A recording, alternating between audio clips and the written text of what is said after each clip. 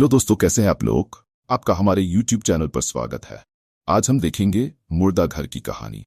गांव से कुछ ही दूरी पर एक पुराना भयानक मुर्दा घर था, जिसे सभी मुर्दा घर के नाम से जानते।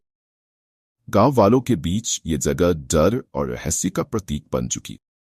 कोई भी उस घर के पास जाने की हिम्मत नहीं करता, क्योंकि वहां कई बार अजीबोगरीब आवाजें सुनाई देती थी और रात के समय वहां अजीब सी रोशनी दिखाई देती।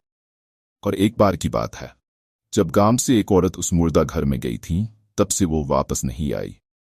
गांव वाले बोलते हैं कि कोई भी उस मुर्दा घर के पास जाता है, समझ लेना कोई उससे वापस आने वाला नहीं है। एक बार की बात है, जब एक आदमी गांव की तरफ जा रहा था। रात का समय था और वो आदमी अकेला सफर कर रहा था। अंधेरा चारों ओर फैला था। उस आदमी को एक सफेद साड़ी में अचानक एक औरत उस रास्ते में खड़ी मिली। वो आदमी उसके पास गया और पूछने लगा कि आपको कहाँ जाना है। 2 मिनट तक उस औरत ने कुछ नहीं बोला। फिर धीरे आवाज से कहती है कि मेरे पैर में चोट लगी, इसलिए मैं यहाँ पे बैठी हूँ।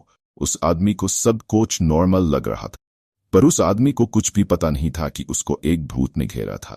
फिर उस औरत ने कहा कि मेरा घर पास में ही है, आप मेरे को छोड़ देंगे क्या। उस आदमी ने बेझिझकते हाँ कह दिया।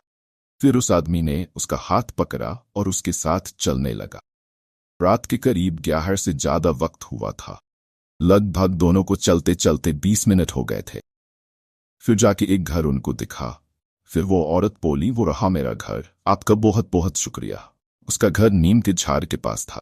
औरत बोली, आपने मेरी इतनी मदद की, आप एक कप चाय तो पी के जाए।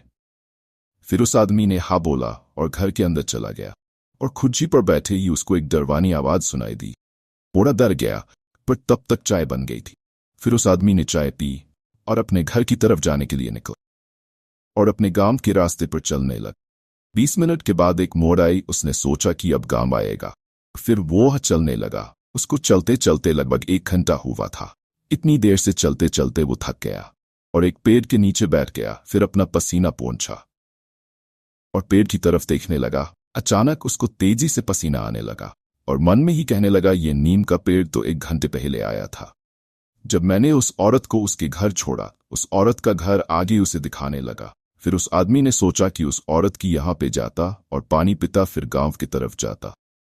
फिर जैसे ही आदमी उस औरत के घर में पहुंचा, उसको एक आदमी उसके ही जैसा उस खुर्ची पर दिखा और थोड़ा आगे गया तो उसको बहुत सा खून दिखा और अजीब सी आवाज आ रहा था।